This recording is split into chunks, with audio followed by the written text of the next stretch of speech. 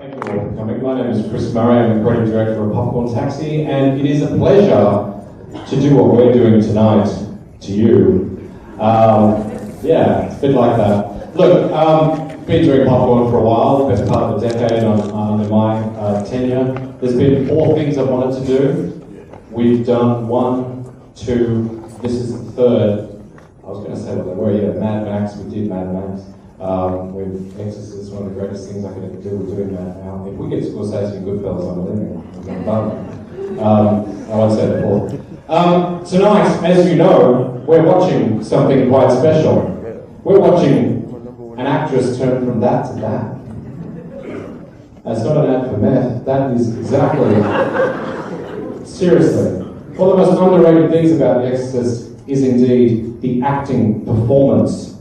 Everyone goes on about every other element to it. Could you do that when you were 13 or 14? I don't think so. Intense. A little bit of backstory before we introduce our guest tonight. Groucho Marx used to have a TV show called You Bet Your Life. One of the contestants on there won $10,000. And Groucho asked, so what are you going to do now, kid? He said, I'm going to go out and write a novel. That was William Peter Blatty, and he wrote The Exorcist. Nice bit of trivia, I thought it was. Groucho's involved. Jesus, come on.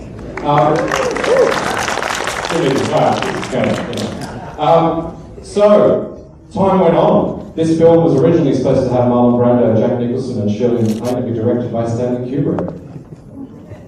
It was. It wasn't. The movie we love has gone through so many things to get to that point, and the movie has morphed in many different ways.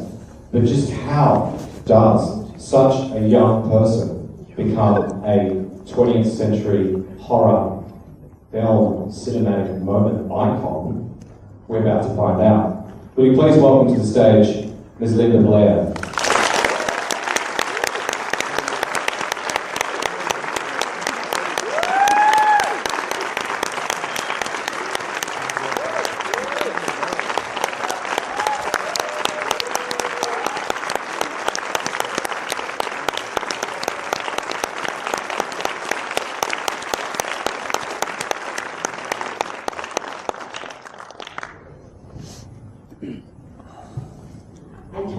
I always start out with just a little bit of something, just to get the ball rolling. First of all, good evening.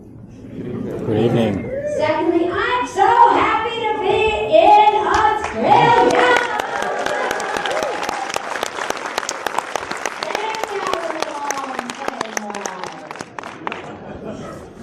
I have to first tell you something. I can't see everybody and how old everybody is, but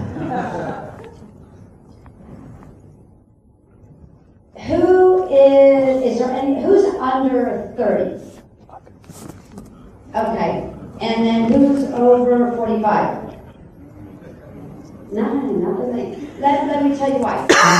When I was 15 and I came to Australia because everybody needed to see that I was in fact a normal child, not this creature, monster, or in a mental institute, or all the stories that journalists were writing in order to make the great headlines that were ruining my life completely. Australia was very kind to me. And that is why I look at you and this country so fondly. And I want to thank all of those way back then that treated me as a person. And they wanted to look at what my interest was, which is animals, and we're going to get to that, because I've never wavered. And they took me out to see koala bears and kangaroos, and for a little girl from Connecticut who only heard about them, that meant everything. And when I see those pictures to this day in my archives, which are thousands upon thousands of pictures, and it was a big life, I look at it very fondly. So I want you to know how I feel about y'all and this country. And that's it.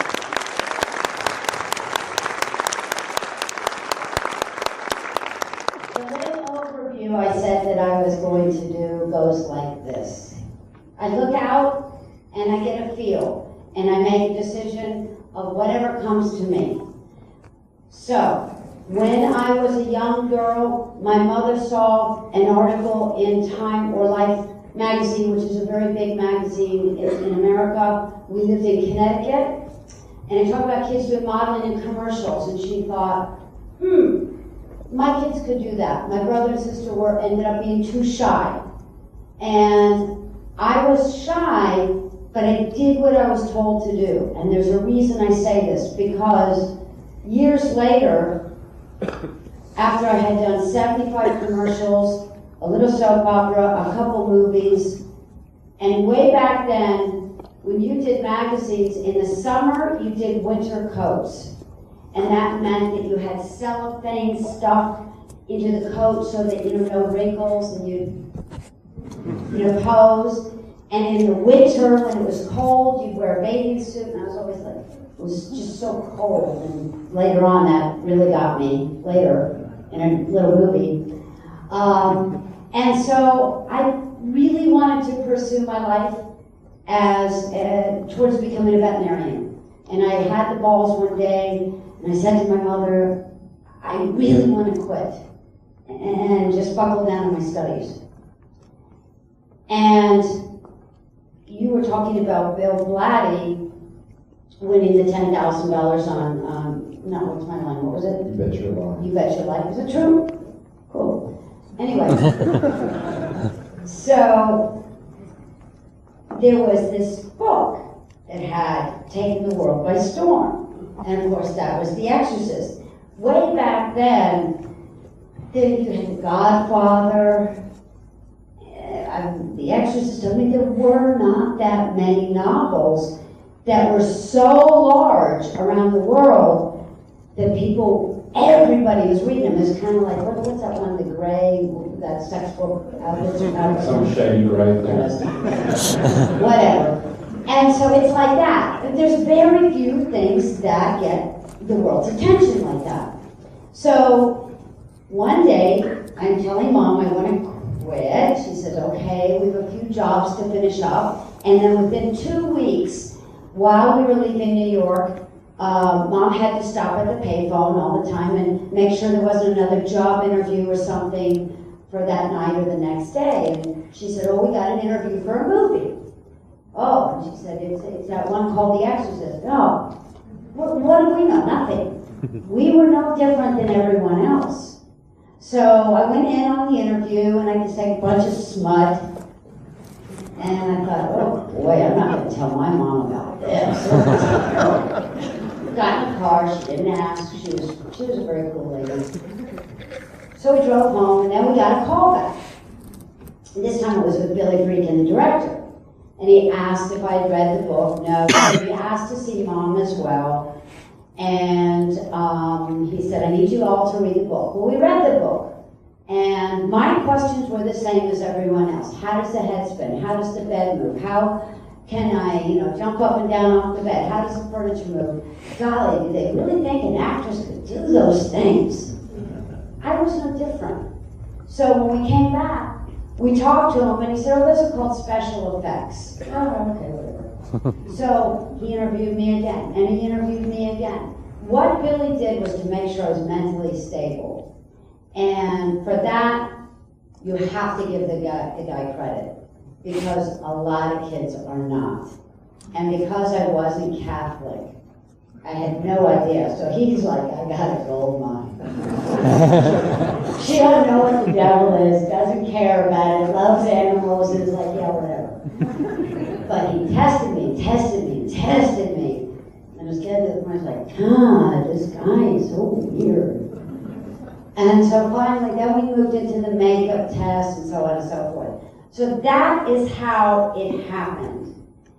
After the movie came out, of course we can answer questions, but after the movie came out, then my life changed forever. We thought we were going back to a normal life.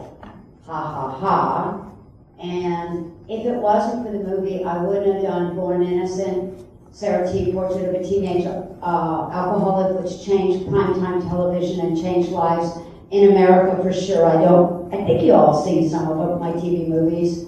Yes, no, maybe. And they were hard.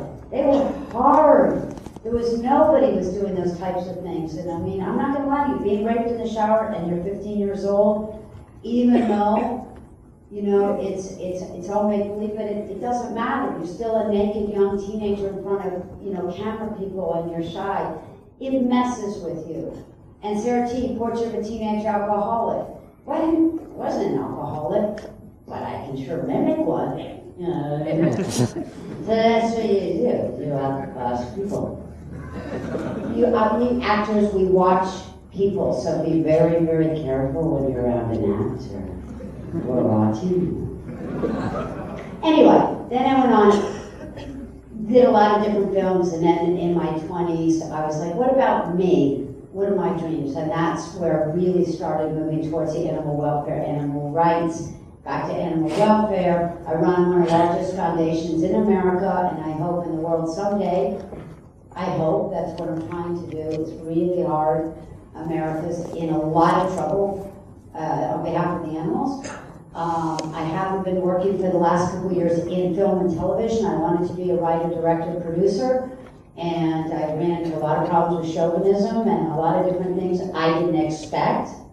So I said, you know what? I'm going to step back and I'm going to do something for those that need a helping hand and respect and appreciate what I have to offer. So I save lives. I help people that are losing their homes. I'm an advisor. I'm just a communicator. They don't even know half the time they're talking to me on the phone. I don't want them to know it's me. I'm just a person talking to a person in need or that are losing everything they have in their lives. So I do the best I can to give back and to do something with my life while I'm on this planet. And none of this would happen without the Exorcist. And I know that. And I also want to say, when I was young, I'm not going to name names, but there were famous, very famous people that I would be around. I used to train and show horses. Some of the Australians used to come to America with the horses, and of course that was very costly for them. But there were some famous people, and their kids rode the horses, and people run up and say, oh, Mr. So-and-so, can I have your autograph? And they would say, this is my private time. No. And I listened to people and I thought, you know what? People want, and we can't always give to everyone, but I try not to say no. I try to answer questions. I try to participate, because otherwise you'd all be really pissed off at me if I didn't talk about the film. So I made that choice to make people happy and put a smile on your face and to answer questions that you have.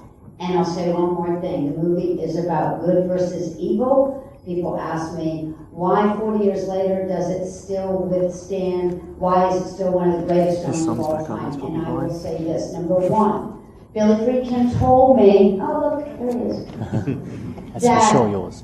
This film cannot run in a lot of theaters anymore because he's never changed the format over. And he said because of 3D and digital, it won't play on every screen. So you're lucky tonight to be able, this is quite a special night to be able to see the movie.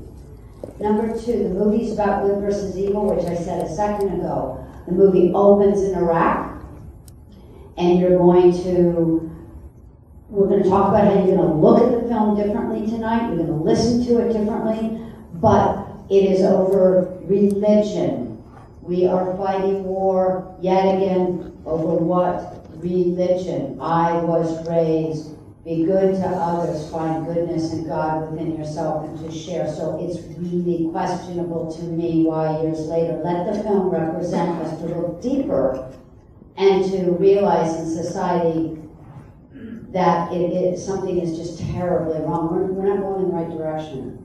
And so I think that the film has the ability to make people think a little deeper. It is a theological thriller. It is not a monster film. It is not a horror movie.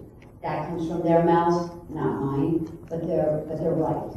So it is created to make you think, to disrupt your life, your senses, your everything, and to make you think. And that is why 40 years later you're still asking questions on why you came tonight. And I hope we can answer a few of those. So let us begin.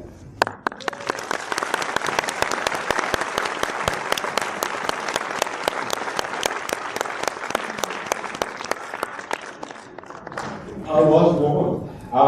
No, I don't need any questions anymore. You pretty much answered. Everything you Well, yeah, no, all the different, I mean, my first thing I wanted to ask you is what goes through the mind of somebody at that age when they're being asked to, particularly when you said the sort of religious background that you had, that you are playing evil, saying all of this, as you put it before, smart.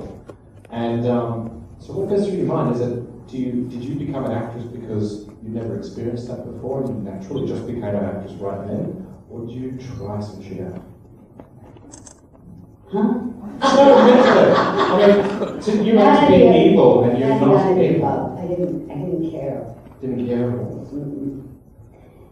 What do I mean by that? It didn't interest me to play this so-called devil that I had no idea what it was, because he knew I didn't know.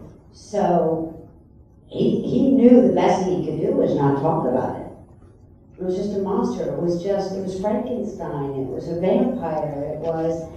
I couldn't see myself.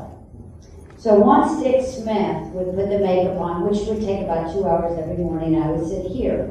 You guys are the mirror, okay? Well, I'm gonna get bored looking around every day for months and months on end, and he knew it, and I wouldn't sit still, and it was just, So he put a TV behind me. On the joke, I guess, down here in Australia, so I used to watch Flying Nun. I don't know what I watched. It's been so long. But that's fine. I was watching the Nun, whatever. And so I would watch, then I could at least watch TV and keep my mind occupied.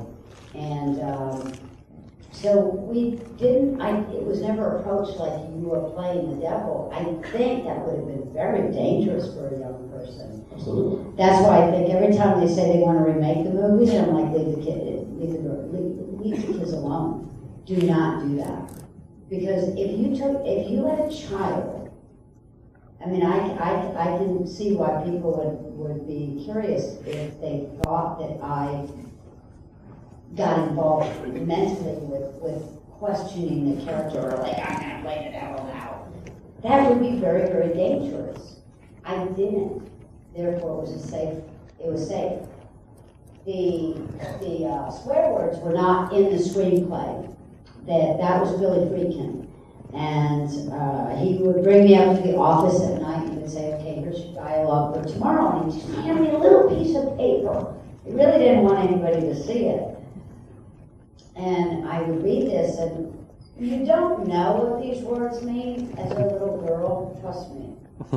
But you know they're not right. And it was like, geez, I can't say that. And he said, yeah, you can. No, I can't say that. Anyway, we know who won.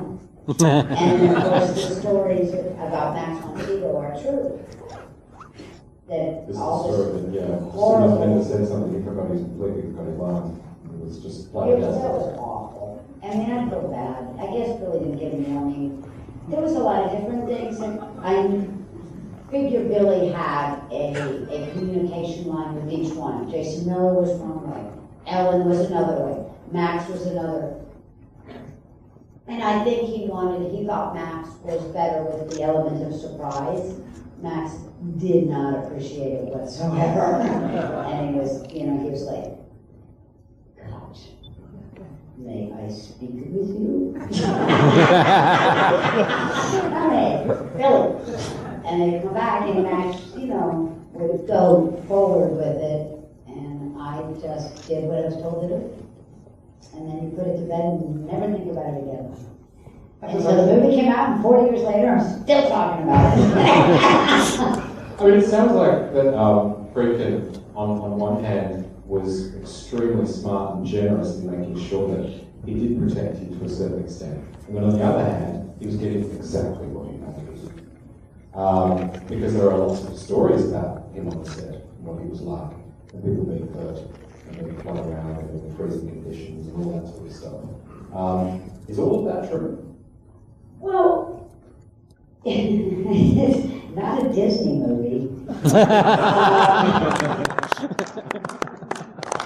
It's had to create the breath because the whole digital imaging didn't exist back then. And so first you had all the levitation equipment that they had to figure out how to make.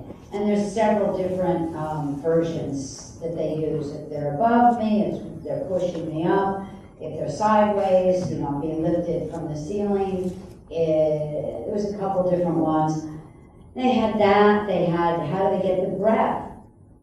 So they brought in these huge freezers from California that they used to store meat.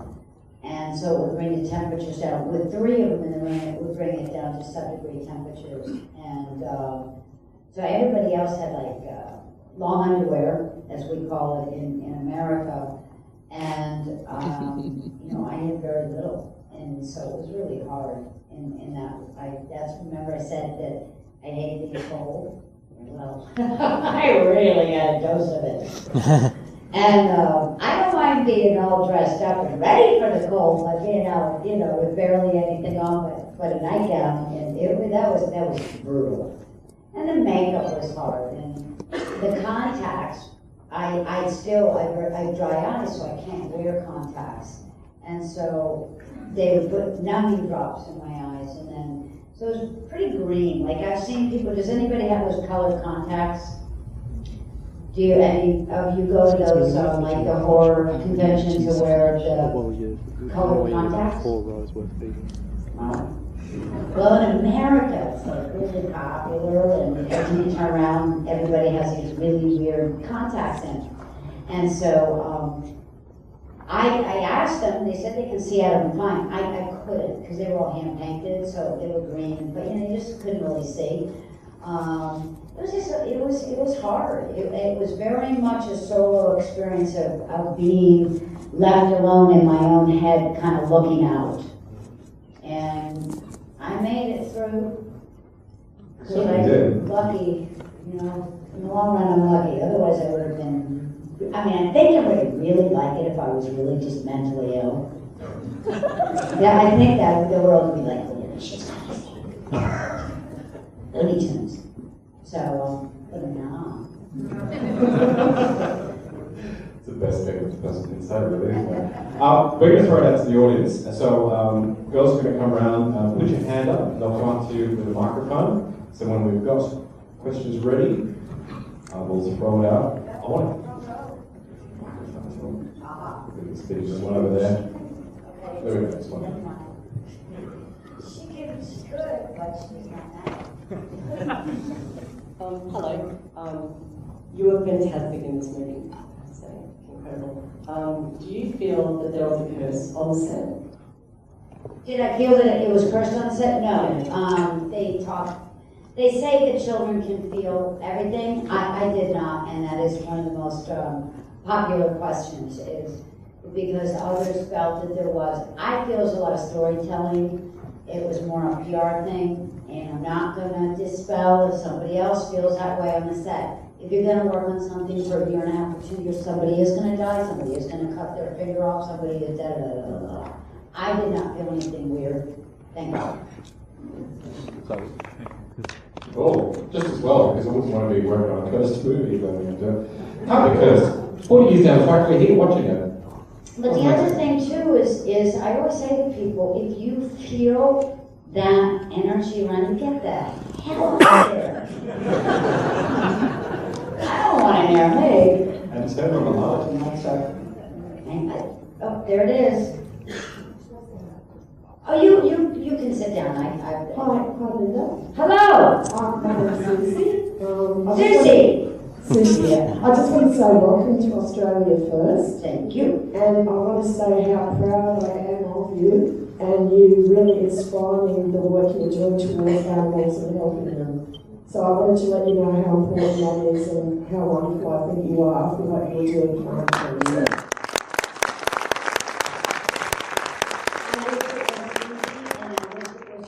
Fun and fuzzy, and it's not, it's painful, it's sad. I see the worst of mankind and what they do and what I feel are angels on earth, and I really do. And I think come Judgment Day, everybody's going to be judged, and it breaks my heart to see what people do to them. and I fight a fight and I'm not a lonely person. I live a solo life. I do not have a relationship. I haven't had one for 7 to 8 years. I'm not with anybody. I am with 100 animals at any given time. I'm never lonely. I am trying my hardest to change the world, to make it better, but I can't get there fast enough. And it's really, really hard. So thank you. Yes. Thank you too for that. I appreciate that. Thank you. I wish there were more that would join, help Another question? me, to command the ship. I'm willing to do it, and I ride it. Everybody will benefit, but just not enough are joining. And you got a lot of great people down here in Australia that are doing amazing work, and we just need them all around the world. Just join up, volunteer, help support, and we'll make the world a better place. Cool. Right there. Yeah, hi, I'm Dick Craig here. Welcome to Sydney. Thank you. Good on you. I was looking up on Wikipedia today and I noticed you God. What did they have to say? All good, darling. And you said that you had won the Golden Globe Award for your role. I have it hidden in my closet. And I think it was a Choice Award as well. Yeah, that one fell like a mantle in an earthquake. You were in that movie, by the way, but never mind. Yeah, congratulations, and it's good to have you here. Thank you. Thank you. Anyone have a question?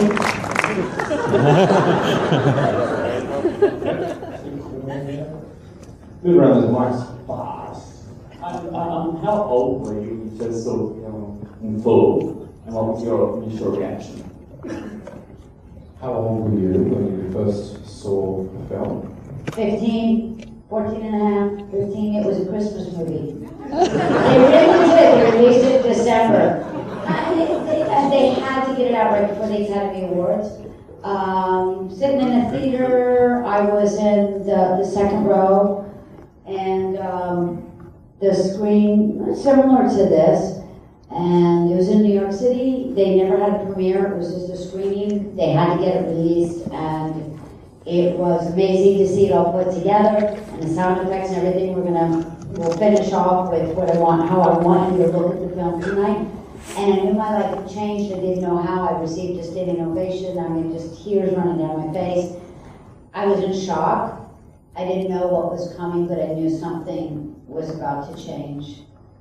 And it was bigger than anything I could ever have imagined to be part of.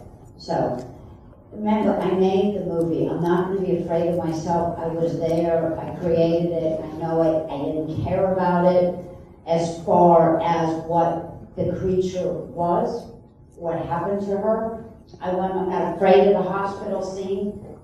That was torture doing the hospital scene, because it was just so many hours in that lockdown position. There's no needle. That's not there. I wasn't in any pain like that. It was just that I had to act out, all these uncomfortable scenes. So, it wasn't painful for me. You all are the ones that had the issue. What did your mom think? She never talked about it. Never spoke to you about Yeah, it. my mom's not with us anymore, just in case so you guys know. She was really special and created me. So as far as I'm concerned, if you find any good in me, that was my mother and my father. My dad was tough. My dad was a Navy pilot. Everything was like that. God damn it.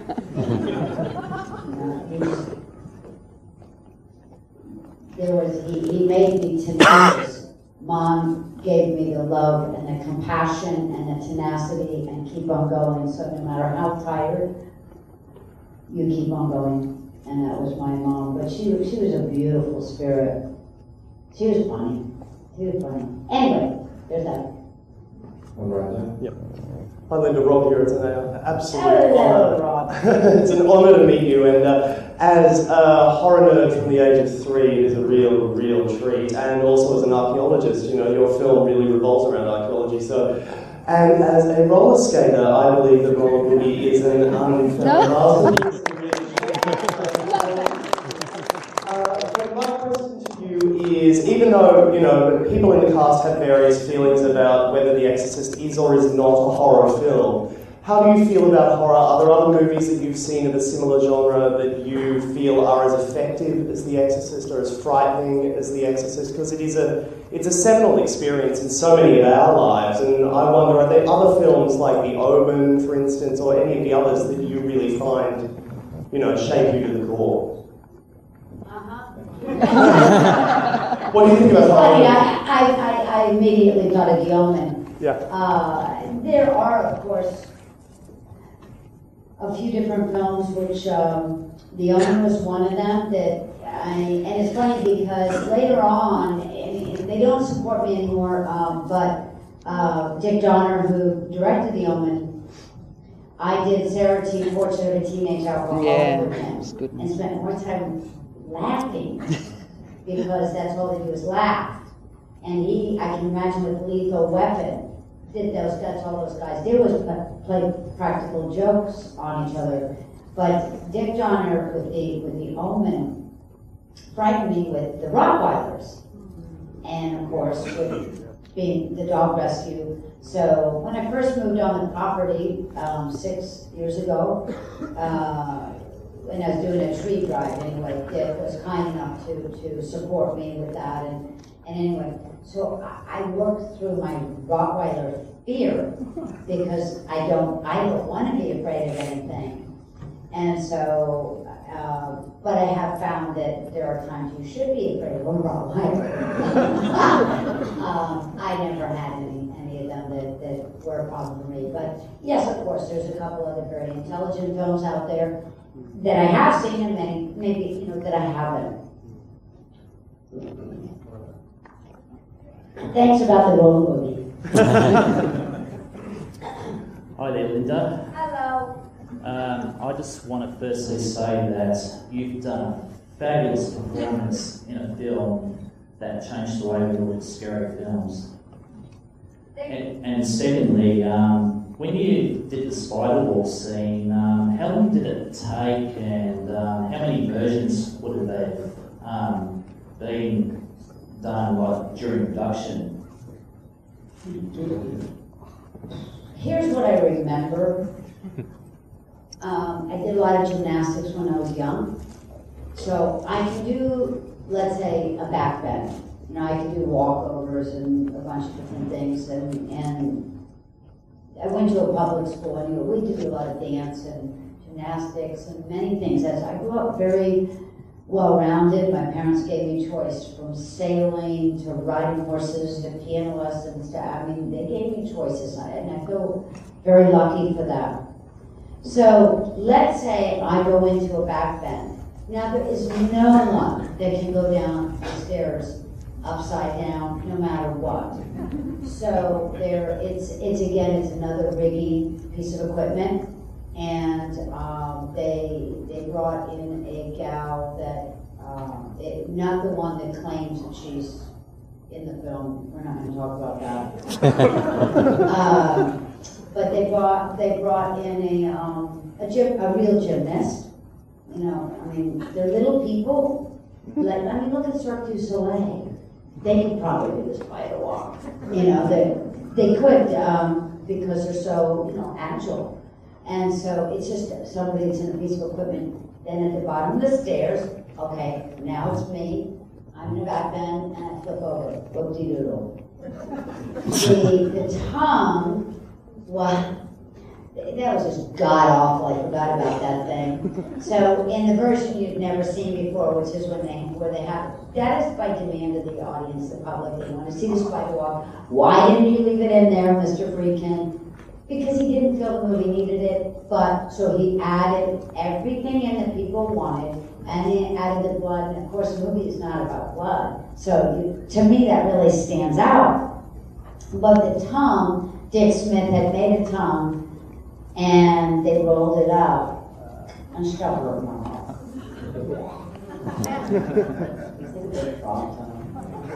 So anyway, but I thought it was really gross. I didn't like it, but I'm glad y'all did. It's lovely, Linda, that you're back with us in Australia. I know it's not your first time. You've been here and made 2 Australian films before. Like Dead Sleep and The Fatal Bond, both of which I have in my video. Where are you? Both of which I have in my video collection, and every other B grade movie. You're happy to use that. You're happy to wear that, aren't you? The B grade movie queen. I think you've been quoted as saying that you are the B grade movie queen. Was it your B-grade movie? Yeah, you know, you did all the B grade movies. No, I'm not. You're not? Because everyone says No, that's degrading. I think I've done a little better work than that. I don't believe you are, but that's what I've heard in like interviews and different things over the years from other Yeah, so producers and this stuff. weak journalists. And they say what the movies that they make, like directors and that, they call them like B-grade movies later on. But I have all your movies, I've got every movie you've been in. I've got all your movies and I think you're fabulous in them. So I just wanted to say, I think your movies are great and you make what a bad movie is very good. Because you're a very good actress. And you're fabulous. The car's waiting outside. We can have 2 more questions, and then I really want Linda to describe to us how we're going to experience this movie differently. So, one there and one there. Have you go? Linda? Yeah. Ryan here from... Oh, yes. Hey, this is more on behalf of William Peter Blatty, who was a dear friend of mine. Does Bill Blatty have a question for me tonight? Well, I thought because you've been asked quite a few similar questions over the years, I would ask you. Bill, not Billy Friedkin, Bill Blatty, on set during the 1970s, as a producer, how did he treat you and how did you find him as a person? Just he was the most... Bill Blatty? Bill Blatty, yeah. And by the way, anything you'd like to say to Bill as well? Well, I have an open door to Bill, so I'm not gonna... Yeah. Hey, Bill! We're here in Australia! First of all, they kept Bill Blatty away from me when I was young, and he and I have discussed this. He was really hurt, and I had no idea who this incredibly interesting but frightening man was, because I was young.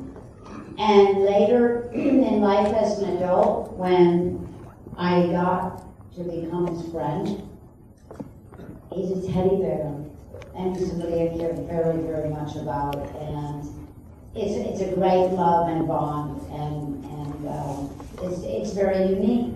But they didn't let him communicate with me why I can't answer those questions. He can't, I can't. You can try to summarize why, but mostly they needed me to concentrate on the work. Maybe they thought he would go into depth and they didn't want that. I don't know, I never asked. But I adore Bill Blatty, and he's really funny. He is, and I'm visiting him really next week, and he will appreciate that hug that you gave him today. Yeah. Jason? Thanks. This one up there? Now, I want to let you all know, after we're done, and I'm going to explain a couple of things, I am going to be outside for 20 minutes in the lobby, signing, 15 minutes. So if you want, I'll go as quick as I can so you can see the film, but that is the last gift I can give to you before I leave this beautiful city. And so, then I have to go to the airport, I'm sorry. Okay? So, we have one more. Good evening, Miss Linda Blair. So good to see you. I'm happy to see you. From what you talked about earlier when you started out, you surprised me. You're much more interesting than expected. Did you just say I'm more interesting? Much more so than expected. I know, that's what I... Talking about and another show. I think that I wonder, did you develop a long, close relationship with cast members in the movie, or because you probably didn't when you were a child, but you did later, maybe? How are your relationships with everybody? How do you keep in touch? How do you keep in touch with everybody? From cast We wise. have slumber parties.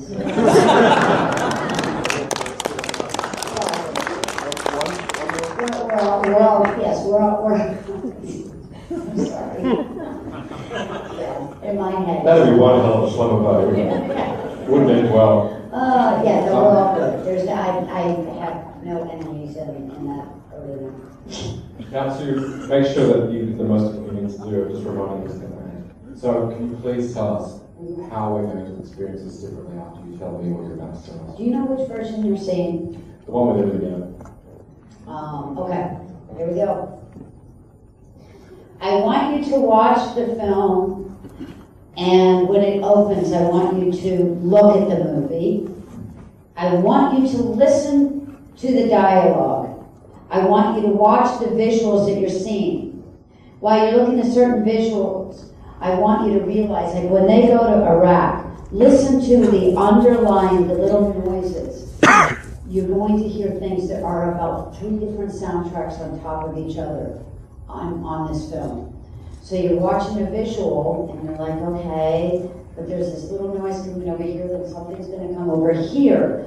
What Billy Friedkin wishes he could have done was censor out. He wishes he could have frozen the room and made you all cold, and he wishes he could have made the seats shake. He wishes he could give you an experience that you would never have survived. You can't survive watching it, so I can't imagine if he did all the things that he wanted to do to you. However, I need you to listen to it. It is extremely intelligent. And each one of the characters, I want you to watch the performances. If you did not believe Ellen Burstyn, you would not care about me at all. And each character will take you on a journey. So Jason Miller and his mother, Max von Sydow, knows the minute that he picks that metal piece up in Iraq. And I want you to think about, we're still fighting a war in Iraq over religion. And this movie is 40 years ago. And he knows, and you watch his face. And then I want you to look at Dick Smith's makeup. You can't see it. He is a genius. He's the godfather. He now has Alzheimer's. So I just gave him this Academy Award, I think 2 years ago, I think it was. And a year or 2 ago, getting old, I don't know. And you really realize this man, without him, we wouldn't have the movies that we have now. Trust me. Rick Baker, who has won more Academy Awards in the makeup department than anyone, was our trainee on the set. And so look at it, listen to it, realize how many different layers and soundtracks are going on. Now I want you to move to the cinematography. Owen Roisman is the cinematographer. Watch every time they take you down the hallway. You don't really want to go, but you do want to go, but you don't want to. That's all done through lenses. The things that he did when he's on a little chair and they're coming up the stairs. They invented things like like a Steadicam. There was no such thing as a Steadicam where a cameraman has a big camera on and and they go backwards and we follow along. They didn't have any of that. They made that on this side. So that's why you were constantly, you don't know which way you're going and what's happening and what's going to be on the other side. And the door opens and everything's flying around. And how the heck am I bouncing up and down off the bed? Why am I screaming, it hurts, it burns, and screaming and yelling? Well, they did. They fractured my lower back, which is why you see me move around as much as I do. As I'm getting older, it gets harder. I'm not in a wheelchair, and I'm very grateful for that. But there were many things. You asked earlier, Ellen Burstyn, when I backhand her and she falls against the wall, she too hurt her back. It was a very difficult film to make. Watch the breath. That's real. It was bitter, bitter cold. So everything you see is the first of its kind. You are watching people be demanded to be the best that they can be at their craft. And Billy Friedkin wasn't messing around with that. Yes, it was a difficult film to get off the ground. Bill Blatty's told me many different stories. And, that's just another chapter, another time. But you're watching a piece of film history. And for that, I know we're all very proud. The soundtrack, Tubular Bells, was a thrown out piece of music. And Billy found it in a discarded pile. Tubular Bells was discarded, Mike Oldfield. I remember reading Richard Branson's book, and I guess he was friends with Mike Oldfield. And he talks about that in his autobiography about Billy finding that soundtrack. It's so haunting. The minute you hear it, my God, every single part of it. You can be anywhere. It's the one movie they say will take you back to exactly where you were, who you were with. They said there's only a few things. A certain birthday, the birth of a child, getting married, and a few more, and The Exorcist. Then immediately you remember who, what, when, where, how. Completely right. So I'm going to go into the lobby. If anybody really just has a pressing question, they have to be short. I will sign for a little bit, and then I got to go catch a plane and on to the next city. I really do thank you all very, very, very much for all this. Enjoy the film, enjoy everything, and let me leave you with this. You see another in need, lend a helping hand, whether it be human or animal. You have a beautiful country, you are beautiful people, and the rest of the world is in deep crisis. We need to make it a better place for all of you that have children and grandchildren and so on and so forth. I do my part, I do what I can. It's very, very hard, but I believe The Exorcist gave a platform and I do what I can to make a difference. I love animals with all my heart. I want to love all people. I can't tell you that that's an easy task nowadays, but I'm trying. And y'all give yourself a hug and do something for another, because just when you need a helping hand, there'll be somebody there to help you back. Remember, The Exorcist is about good winning over evil, and we can do this. God bless. Thank you.